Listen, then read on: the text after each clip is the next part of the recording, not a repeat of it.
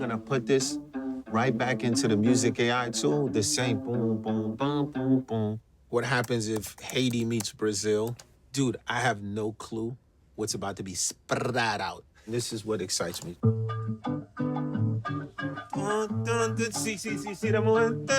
As a hip hop producer, we dug in the crates. We playing these vinyls, and the part where there's no vocal, we pull it, we sample it, and we create an entire song around that. So now I'm virtually digging in the crates, right? Because it's spitting it back to me, and I'm able to look for the get down. And now I cut the part that I want, and I incorporate it inside of a song. So right now we digging in the infinite crate. It's endless. Digging into infinite crates. That's a cool concept, and that's what AI is letting musicians do. This was a short clip from a video from Google with their new Google Music Sandbox that's coming out very soon. I've seen some videos the past couple of days. I can't keep up with this stuff. There's so much happening, and 11 Labs has got some pretty impressive stuff that's supposed to be coming out maybe this week. I don't know. I'll try to get to a video of that if I can. But yeah, these tools are coming out, and there's lots of shock and angst and concern and confusion and emotion. And I just want to say, hey folks, let's embrace this technology, figure out how to use it to be better creators, and stop worrying about the money, because at the end of the day, that's what's driving most of the angst. Now, that certainly triggers some people because they depend on music to make their living. And so yes, AI is going to have an impact, but I think if you learn these tools and use them to improve your workflow, to give you new thoughts, to improve your mixing, to give you a break from writer's block, to make you work faster, it's going to be fantastic for you. There's going to be some culling of the herd, as I've said in previous videos. It's a change, it's a paradigm shift, etc. But I think a large percentage of the people that are complaining the loudest make little to no money in music in the first place. I know in the sync music business, writing music for TV and film, there are thousands and thousands of people doing this. And I'd say the overwhelming majority, 90%, aren't making a living at it. It's fun. It triggers some satisfaction when you hear your stuff on TV. There's a vanity aspect to it. There's a coolness aspect. There's a pocket money aspect to it. But just like any major potential income generating career, whether it's music or art or acting or sports, very few make a solid living doing this. And there's always the folks that point at the examples that are less common and call those the norm. Well, this person is making 6 figures a year writing TV music. Well, yeah, there's about 20 of those folks? No, I'm exaggerating slightly, but it's a much, much smaller number than people admit. And at the end of the day, this is the reality that a lot of musicians just can't understand or are unwilling to understand. Most people in the world that consume music don't care about how it's made. They just want to know, if does it make them feel good? Does it take them away? Does it remind them of something cool? Most people in the world put music on in the background. It used to be the case that we had a decent population of folks that actually sat down and listened. We would put records on the turntable in front of very nice speakers and sit down and listen to an entire side of an album. You drop the needle and you go back to the things you like. You put on headphones. You would critically listen, not distracted by your iPhone. You're not distracted by social media. You would get together with friends and you'd sit in the room and listen to stuff and comment on the musicianship or the mixing or the vocals or the lyrics. That seems to be a dying art. It's a niche market, and the niche continues to decrease. I remember back in the 80s when I was going to college, yeah, I'm old, there was graffiti on the wall that said, "Jazz is dead. Jazz is like Latin. Latin's dead." They're not dead. They're just appreciated by a smaller and smaller market. So who is getting hurt by AI? There are a couple of folks, or a couple of roles. I think that the TV sync music business is going to be impacted. The casual producers of content are going to have, how do I put this? Casual creators that do a few tracks a month, they're not making money to begin with. They may get the occasional surprise upfront sync fee. They may get lucky and had good timing and get a big ad campaign and then nothing for 6 months or a year or ever again. But the folks that do this casually, that just are having it for fun, they're never going to make a living income to begin with. A lot of those folks are complaining the loudest. The folks that are making their money at this, I don't know how many are making their living just with sync music. Most folks have other businesses. They teach in universities. They teach privately. They've got their own studios. They're writers. They write books. They've got online classes and things of that sort. A myriad of different income streams, and the sync music is just a part of that. And most of the folks in the industry have day jobs or other kinds of income, or they're married to someone that has the income and they can live off their sugar daddy or their sugar mama.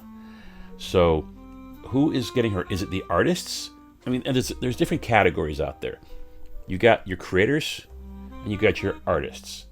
And the creators, that are the artisans that are just like me, we're just cranking out music for clients to put on TV and film, etc. Our impact, the impact to our business will be significant. I choose to look at these tools as ways to increase my workflow, to be faster, to create more content, not caring if anyone thinks it's AI generated or not. I don't care what you think about my music, other than, do you like it? Do you want to use it? And am I going to get paid for it? Now, there's artists who are out there trying to be discovered, trying to write their own songs that they care about deeply, the lyrics matter to them. AI is not going to hurt you, because the quality of your music is one of the lesser important factors in your success as a musician today. Yeah, I said the quiet part out loud. A lot of it has to do with how you look, what's your backstory, who do you know, the timing, the luck. Gangnam Style is one of the most played videos ever. Is that great music? Is that quality? Is that creative? It's unique and quirky. Why is it the most popular thing ever? There's a lot of bad music out there. There's a lot of great music, amazingly talented musicians and singers that don't get any coverage, any play, no one knows about them. And sometimes, if the stars align, then they get discovered. And YouTube and social media can have a part in that. But social media and YouTube, etc., also have a part in the distribution and the dilution of the quality of content in the world today. One of the complaints I hear regularly about AI is that, it's soulless, it's generating mindless drivel. We've got millions of people generating a bunch of crap out there and have for years, for decades. So I don't really care if people think that AI generated music is not good. They're generally wrong, because it's getting better and better. There is good music being created out there. This video I just played is a different approach, where the artist is playing a riff into a computer. The Google tool then analyzes it, does some stuff, and spits out a variation. That's an amazing concept. That's an amazing, cool, creative tool that I look forward to checking out when it comes out. If I can beatbox into the microphone and generate a rhythm section, if I can play my saxophone into it and generate something really, really cool, I am now using those tools to create new music that I couldn't have done before, or would have taken me 10 times as longer. So the tool is making me better, more creative, more energized, giving me more joy from music. I don't see these tools as a threat. Now, the issue of, are these tools being trained on copyrighted material? I think that's going to be eventually overturned in courts, and they're going to say, look, this is fair use. There's no mathematical or logistically feasible way to pay anyone that says, hey, my music, that 1/10 millionth of a percentage of the influence in your training model, I should get paid for it. It doesn't work that way. There's not enough money in the world to compensate folks, never mind fairly, that's a whole separate topic. A bunch of morons out there with no concept of what financial fairness is in the first place. See, I did it again. I said the inside part outside. I think a lot of people just need to get over themselves. The uber rich artists, your Drakes, your Taylor Swifts, your Billie Eilishes, they are going to be just fine. They're going to make their millions because they've done a lot of great work and they won the lottery. and they will continue to be wealthy and create music that people will buy whether or not it's good. And then there'll be billions and billions of us out there that will never be discovered. So for those of you concerned about AI, it's going to dilute the market. Spotify's going to crank out all this stuff and I'll never be discovered. My streams won't be played. Ask yourself honestly, are you making any money at streaming in the first place? Just be honest with yourself. Are you making money streaming? Very few folks do. Are you a session musician? If you are, you're a very, very rare breed, and you are losing work because of software. But that's been going on for decades. String libraries and drum machines started decreasing the amount of work for session musicians. Are you losing live gigs? AI is not stealing anyone's live gigs. People want to make contact. They want to interact. They want to see live music. So instead of maybe freaking out about how AI is going to steal your streaming royalties, why don't you focus on building your musical network, improving your act, making it more engaging, getting yourself out there, marketing via social media, via in person, doing the work necessary to be discovered as an artist.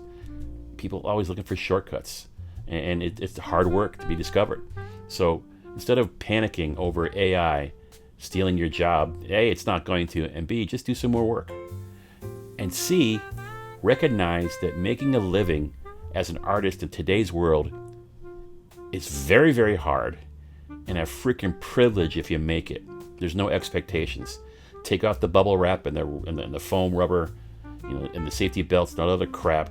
Reality talk is that you don't have the right to a music career. You got to earn it.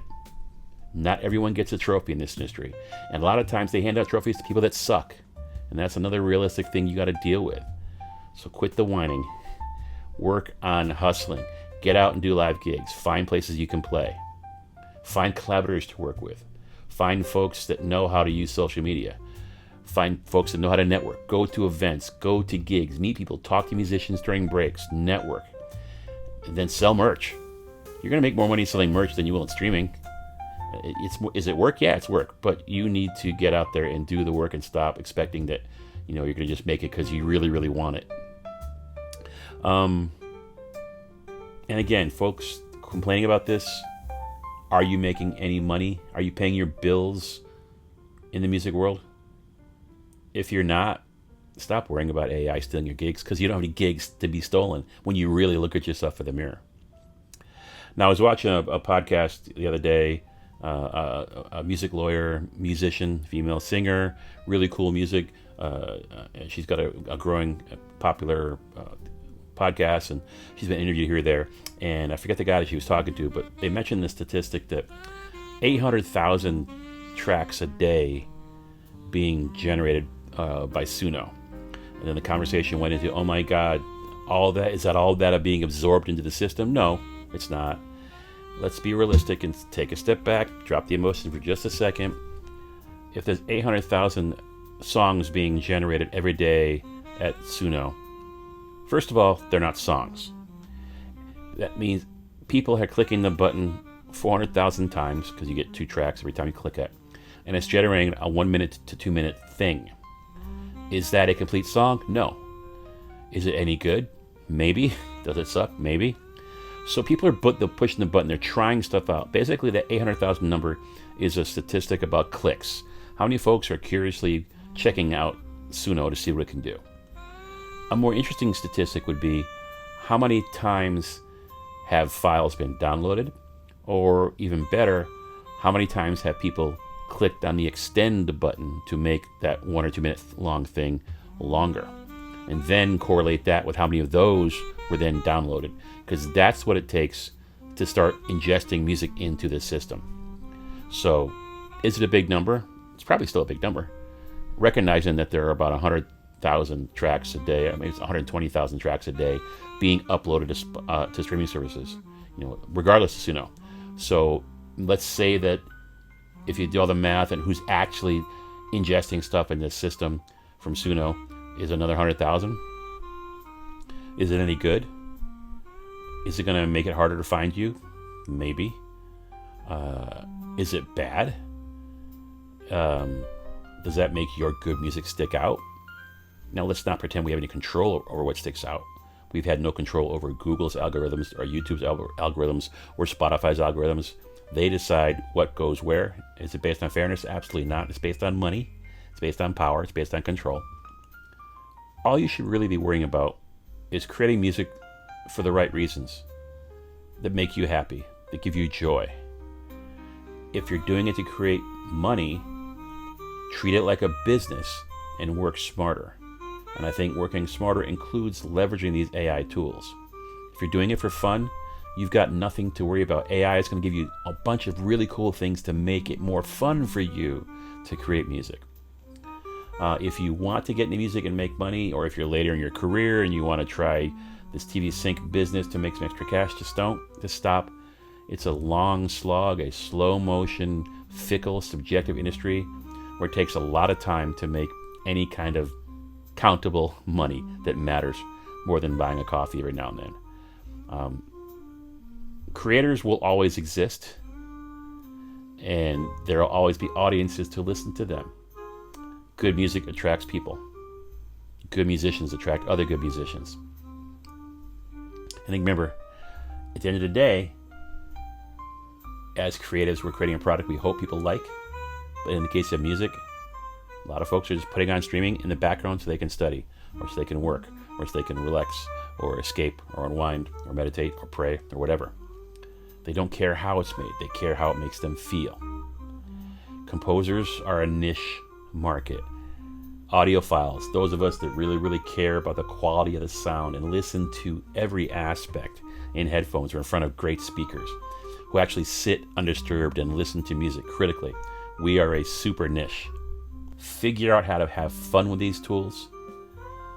Stop panicking and worrying about machines taking over your life. If you're in the business of creating music for money, writing for sync, writing for films, etc., use these tools and focus on your relationships with your clients and have honest conversations. Talk to your libraries, talk to your music supervisors or producers. What's your guys' thought on AI? Are you going to replace me by a push button tool? Do you see that happening? And I think in most cases, they'll say no. But I think in a year or two, as the economy continues to go down the shitter, people are going to look for ways to save money. People are going to look for ways to make more money. How do you make more money? You lower your costs. And if I can eliminate a musician from my budget who complains about feedback or is hard to work with, I'll do that in a heartbeat.